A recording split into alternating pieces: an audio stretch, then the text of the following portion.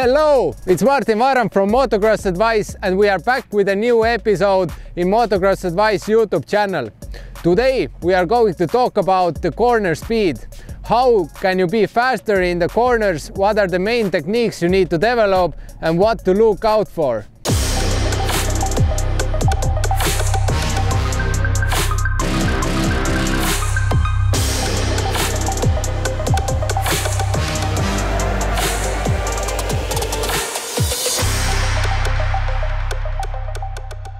Corners in motocross are the obstacles where you can win the most time. That's why pro riders practice the corners the most. How to be faster throughout the corner, carry the momentum.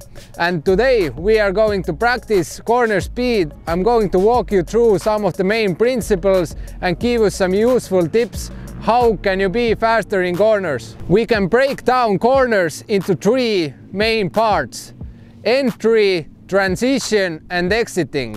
When we talk about entering the corner, the main things what you need to know about is the entry speed. When you're entering the corner, you want to be on throttle till the end. When you start braking with your gears, with your front brake and then following rear brake, you want to be hard on the brakes in order to make the braking line as short as possible. When you finish braking, it's time to sit down, lean and put your leg out. When you put your front wheel into the rut, it's good to keep your clutch engaged in order to not to stall the bike, and the clutch can help you also through the corner. So I always keep 2 fingers on the clutch just engaged to keep the engine from stalling.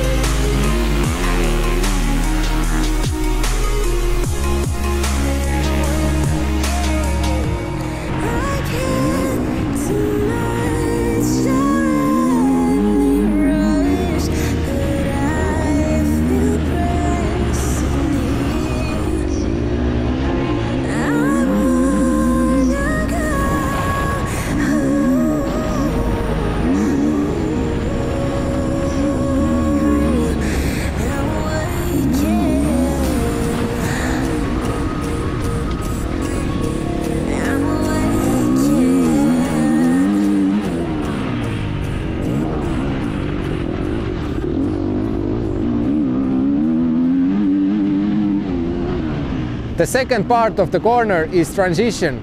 It's the most important part because that's the part where you're carrying through the momentum.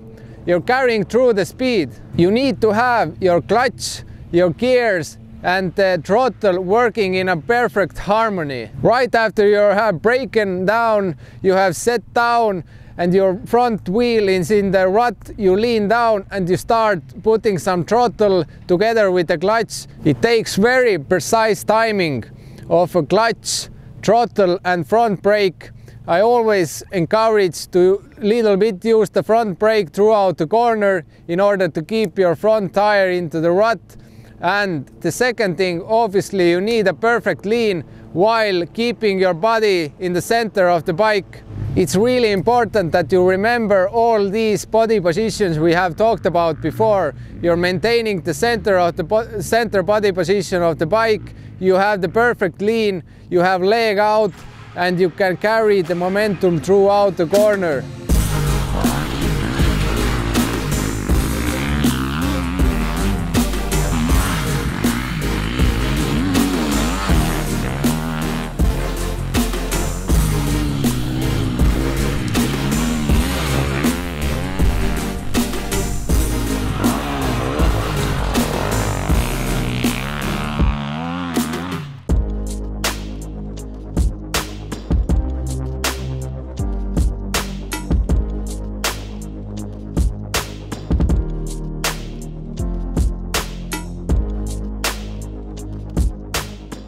Exiting the corner is a key part of carrying the momentum and speed throughout the corner. You start building the throttle when you're exiting the corner, and it's really important to follow that you wait also on the outside foot peg, because if you're leaning, you have to wait on the outside foot peg, because this can carry your body forward on the dirt bike.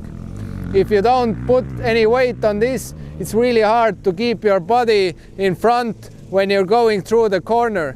So remember, weight on the outside foot peg, and this helps to be in front of the bike. When you're about to exit the corner, you have your leg out, and it's important to get your inside leg as soon as possible on the foot peg back, because this way you're able to stand up on the bike in order to take these bumps that have developed in the exiting of the corner. You really need to stand up after exiting the corner as soon as possible, and that's why you need to get your leg on the foot peg as soon as possible in order to be able to stand up.